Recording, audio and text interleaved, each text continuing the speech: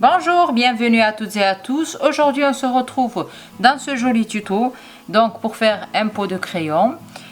Pour ce faire je vais utiliser du fil ribbon en coton. Vous pouvez très bien utiliser du ribbon en polyester aussi, c'est tout à fait faisable, ou bien vous pouvez utiliser un fil qui se rapproche plus ou moins de la même épaisseur. Alors voici le fil dont je vous parle, voici l'épaisseur. Moi je vais utiliser un crochet 6 mm pour faire ce pot. Vous pouvez essayer de faire la même chose avec un autre fil, avec un autre crochet qui est adapté. À part ça, je vous recommande de regarder le tuto du début jusqu'à la fin avant de vous engager. J'apporte des modifications, je modifie, j'explique et surtout vous pouvez très bien prendre des notes à côté pour ne rien oublier. Voilà, je vous dis bon visionnage. Juste avant, n'hésitez pas à mettre un petit pouce en l'air pour m'encourager et merci à ceux et celles qui prendront le temps de le faire et de s'abonner. Voilà, passons maintenant à notre tuto. Allez hop, on démarre avec un cercle magique. Je laisse quelques centimètres de marge. Je fais un nœud ici, je prends le brin, une maille en l'air. Donc ne serrez pas trop vos mailles sur la première rangée. On vient faire 6 mailles serrées dans le cercle magique.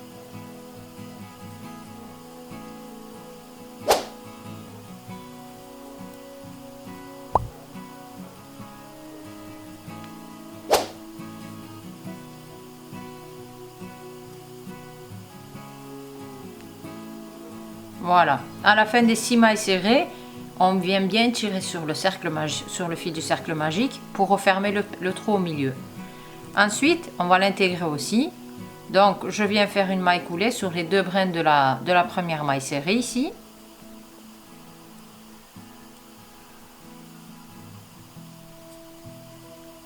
Voilà. Maintenant, sans faire de maille en l'air, directement, alors pour éviter d'avoir des trous dans le fond, donc ça va être le fond de notre pot à crayon. Donc pour éviter d'avoir des trous, il faut travailler au point épi. Donc pour cela, je viens piquer. Regardez, normalement pour faire des mailles serrées classiques, il faut piquer sur les deux brins du dessus. Donc ici, la tresse qui se forme au milieu. Alors que là, on va changer. Je l'avais déjà expliqué, mais je le remontre quand même pour ceux ou celles qui ne le savent pas.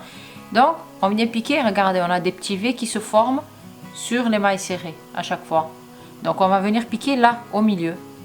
Si vous avez du mal, n'hésitez pas à prendre un crochet un peu plus petit. Donc, je pique là, au milieu. Voilà. J'intègre mon fil aussi. Et je fais ma maille serrée ici. Donc, on fait le point épi. Et c'est pour ça que je vous dis, ne serrez pas trop vos mailles, sinon vous allez avoir du mal à faire passer votre crochet à travers. Et là, j'en refais une autre au même endroit. Donc, je viens faire une augmentation. Il suffit de faire maintenant des augmentations sur les 5 autres aussi. Sur les 5 autres. Donc, 2. On a commencé avec 6. À la fin de la rangée, on doit en avoir 12. N'hésitez pas à mettre un petit marqueur sur la première maille si vous avez du mal. Allez, maintenant, moi je continue, je vous reprends juste à la fin. À la fin de la rangée, on doit obtenir 12 mailles serrées. 1, 2, 3, 4, 5, 6, 7, 8, 9, 10, 11 et 12.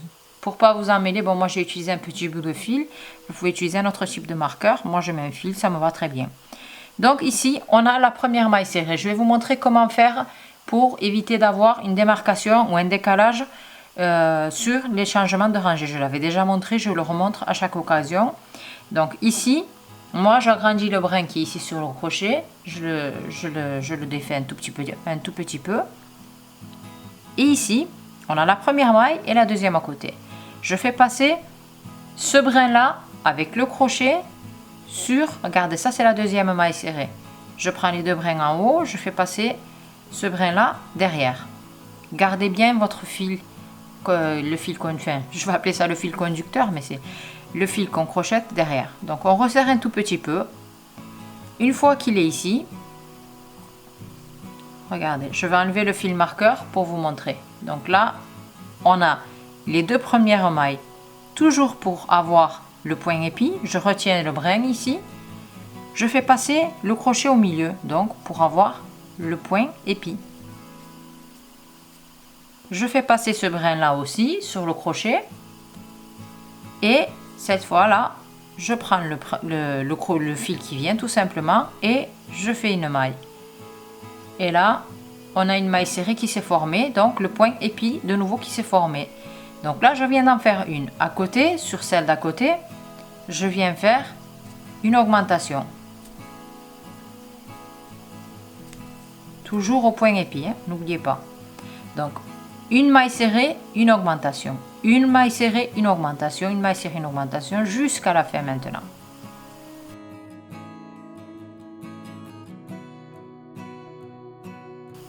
Voilà, j'ai commencé par une maille serrée, automatiquement je dois terminer par une augmentation. Et là, à partir de cette rangée, vous allez voir que vous n'avez plus besoin de fil pour marquer votre première maille. Vous allez vous retrouver ici automatiquement tout seul avec l'ouverture. Donc là, je reconnais la première maille. Je fais pareil, donc je fais passer le crochet ici. Là, je récupère ma maille. Voilà. Je fais passer le crochet au milieu, dans le V qui se formait. Je fais passer le brin, je vais resserrer un tout petit peu maintenant. Et là, je refais une maille serrée tout simplement. Voilà. Maintenant, sur cette rangée, je fais une augmentation ici. Donc, sur cette maille-là, la première maille, je fais une augmentation. Pourquoi? Pour décaler, pour changer l'emplacement des augmentations, pour avoir un ouvrage bien rond. Donc là, je fais une augmentation à partir d'ici, 2 mailles serrées, une augmentation jusqu'à la fin. Et étant donné que je commence par une augmentation, je dois terminer par les 2 mailles serrées pour compléter la série. Donc là, j'ai fait augmentation, maille serrée, toujours en épi bien entendu. Et à partir d'ici, une augmentation, 2 mailles serrées, une augmentation, 2 mailles serrées jusqu'à la fin. On se retrouve toujours ici, vous allez voir, donc la première maille, donc je referme, je fais toujours pareil.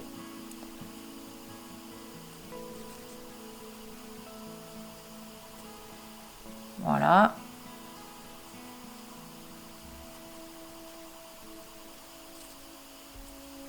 Donc à partir d'ici, 3 mailles serrées, donc la première ici, la deuxième à côté, toujours au point épi, n'oubliez pas.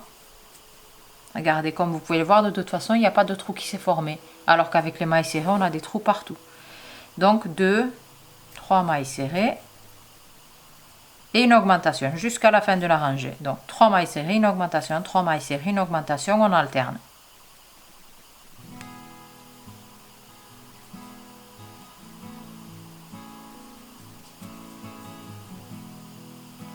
Donc là, en termes de dimension, je suis arrivée à environ 9 cm. Donc vous pouvez très bien vous arrêter ici et passer à l'étape suivante, mais je préfère faire une rangée supplémentaire pour avoir quelque chose quand même d'utile. Et là, je vais venir faire une rangée supplémentaire.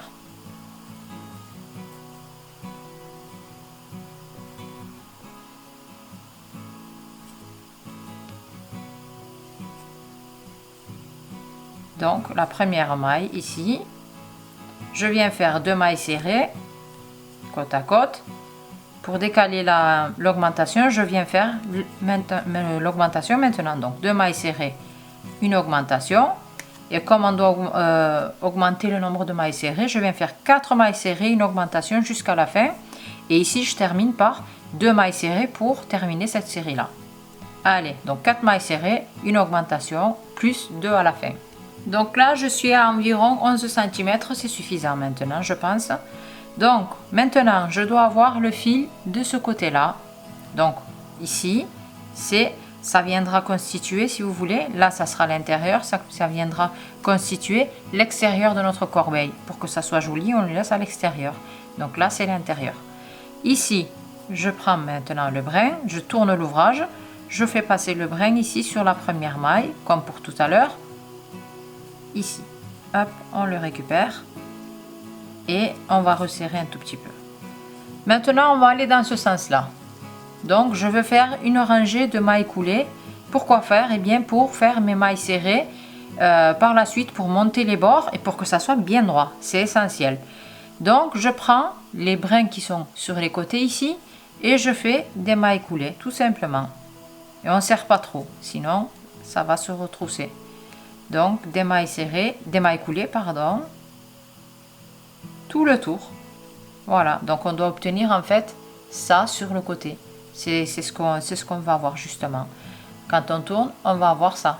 Tout le tour maintenant, il suffit de faire la même chose et on se retrouve à la fin.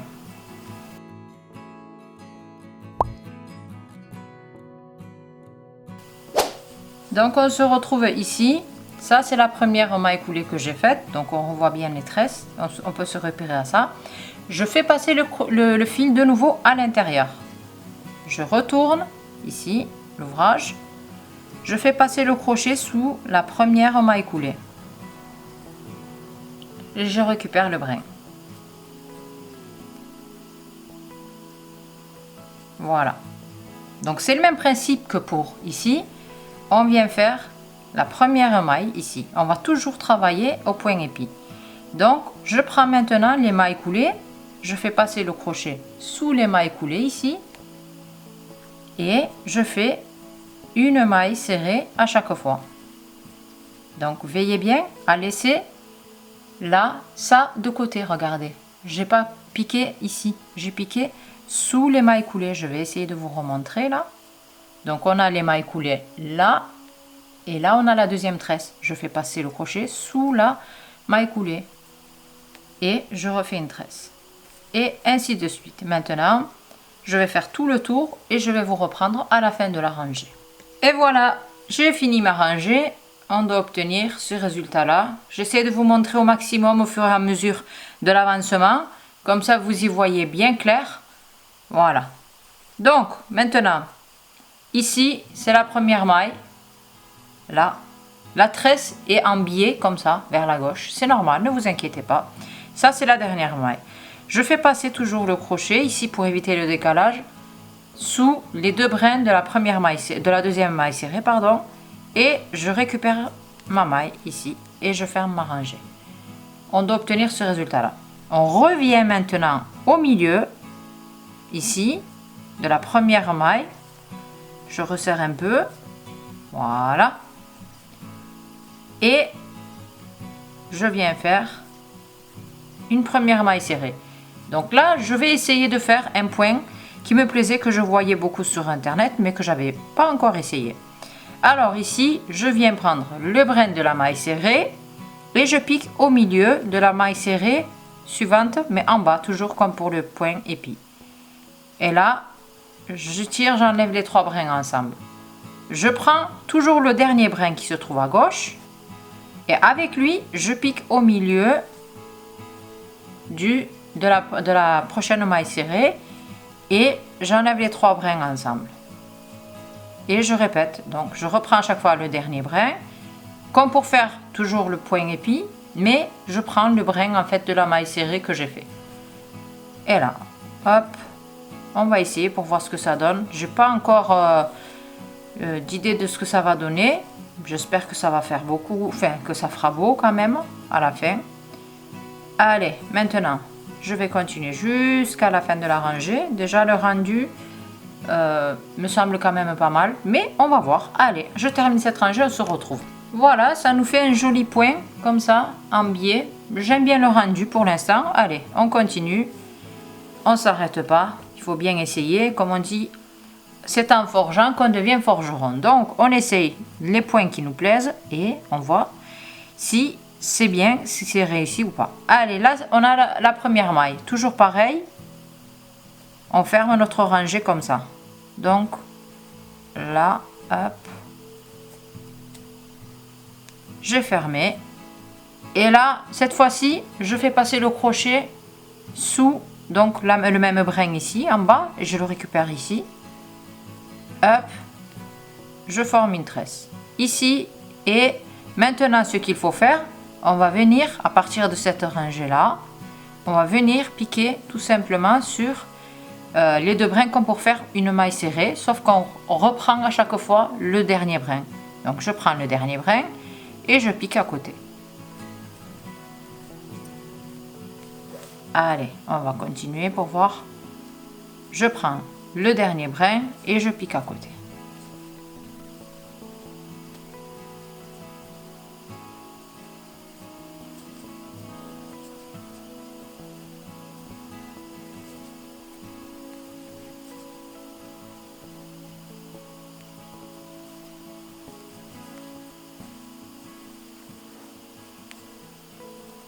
Et on va regarder, j'en refais encore une quand même. On va voir ce que ça donne. Voilà. Donc on obtient cet effet là. J'espère que je ne me trompe pas. Je vais quand même vérifier si ce point se faisait ici, si on piquait bien là ou là. Allez, je vérifie et on se retrouve. Voilà, donc j'ai bien vérifié. C'est comme ça que se fait ce point. Donc je ne me suis pas trompée. On prend le dernier brin et j'allais dire on clique. Bien entendu, quand j'ai la tête à l'informatique. Donc on prend le dernier brin et on passe le crochet ici sur les deux brins de la maille serrée, et etc. On fait tout le tour. Donc là, alors ce que je vous conseille de faire, c'est de compter vos mailles sur les rangées. Pourquoi? Pour ne pas vous tromper. Car là, au début, ça peut mener à confusion. On peut vite se tromper. Bon, moi, je n'ai pas compté, mais à vue d'œil, mes mailles ont l'air d'être correctes. J'ai pas l'air d'oublier une maille ou d'en faire une ou deux de trop. Voilà. Donc, vous pouvez compter dès le début et compter sur toutes les autres rangées jusqu'à la fin. À partir d'ici, on va continuer comme ça, tout droit, jusqu'à obtenir la hauteur idéale pour faire un pot de crayon. Donc là, j'ai dit que je mesure donc 9, 10, j'étais à 11 cm de diamètre, oui, voilà. Et là, et puis on verra en centimètres, je vous dirai en termes de dimension ce que ça donne. Je continue et on voit le résultat tous ensemble. Donc voilà notre pot terminé. J'ai fait 11 rangées de mailles serrées en biais plus la 12e, donc de mailles serrées de base ici que j'avais faite. Voilà. À part ça, j'ai rien fait de spécial. J'ai tout simplement coupé le fil, je l'ai caché. Donc là, on a le changement de rangée qui se fait en biais. Pour l'instant, j'ai pas de remède à ça. J'espère que j'en trouverai un et je le partagerai avec grand plaisir avec vous. Donc voilà, j'ai terminé pour ma part. J'espère que ce tuto vous a été utile et qu'il vous a plu. Merci à ceux et celles qui sont restés jusqu'à la fin de la vidéo pour me regarder, pour m'écouter. Si c'est le cas, n'hésitez pas à mettre un pouce en l'air pour m'encourager. Et puis si vous voulez, vous pouvez très bien vous abonner. Voilà, je vous dis à très bientôt dans un nouveau tutoriel. C'est tout pour aujourd'hui.